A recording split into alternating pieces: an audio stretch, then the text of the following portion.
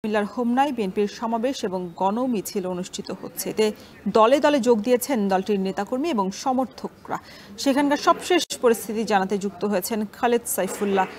খালেদ, সমাবেশ থেকে বক্তারা কি বলছেন, বিস্তারিত জানাবেন। রোশন, জাতীয় বিপ্লব এবং সংহতি দিবস উপলক্ষে হোমনা উপজেলা বিএনপির আয়োজনে আজকের এই সমাবেশে আমরা সকাল থেকেই খণ্ড খণ্ড মিছিলে নেতাকর্মীদেরকে এখানে আসতে দেখেছি। হোমনা কুমিল্লা 2 আসন, এটি হোমনা এবং তিতাস নিয়ে এই কুমিল্লা 2 আসনটি। এখানে আজকের সমাবেশে প্রধান অতিথি হিসেবে উপস্থিত রয়েছেন বিএনপির কেন্দ্রীয় সাংগঠনিক সম্পাদক, নির্বাহী পরিষদের অধ্যক্ষ মোহাম্মদ সেলিম ভুঁইয়া। তো এছাড়াও স্থানীয়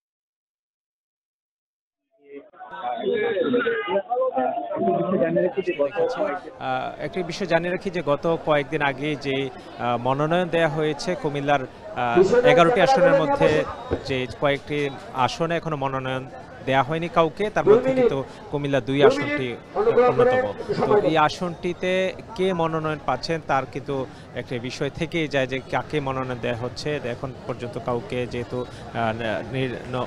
নির্দেশনা দেওয়া হয়নি, তো তার কারণে কিন্তু এখানে দলীয় নেতাকর্মীদের রাজনৈতিক কর্মসূচিতে অংশগ্রহণের একটা ব্যাপক উৎসাহ উদ্দীপনা আমরা কিন্তু দেখতে পাচ্ছি। তাছাড়া আজকের এই সমাবেশে যারা বক্তব্য রাখছেন এতক্ষণ পর্যন্ত আমরা দেখেছি যে তারা বিভিন্নভাবেই বলছেন যে আগামী নির্বাচনের জন্য তৃণমূলকে সংগঠিত করা, শক্তিশালী করার জন্য তারা আহ্বান করছেন এবং বিভিন্ন ইউনিয়ন থেকে যারা মিছিল নিয়ে আসছেন তারা কিন্তু বেশ স্বতঃস্ফূর্ত এবং উৎসাহ উদ্দীপনার মধ্য দিয়ে কিন্তু আমরা দেখছি যে এই সমাবেশে অংশগ্রহণ করেছেন এবং তারা বলছেন যে আগামী নির্বাচন অত্যন্ত গুরুত্বপূর্ণ এবং যারা বিগত সরকারের সুযোগ সুবিধা নিয়ে বর্তমানে রাজনৈতিক দল ব্যানার পরিবর্তন করে বিএনপি থেকে সুযোগ সুবিধা নিতে চায়, তাদের ব্যাপারে কেন্দ্রকে শক্তিশালী সতর্ক থাকা এবং তাদের ব্যাপারে যেন ভূমিকা রাখেন, যেন তারা পুনর্ভাবে সুযোগ না পায়, তাহলে ত্যাগী নেতাকর্মীরা তাদের ত্যাগের মূল্যায়ন পাবে না, সেটা বলছেন।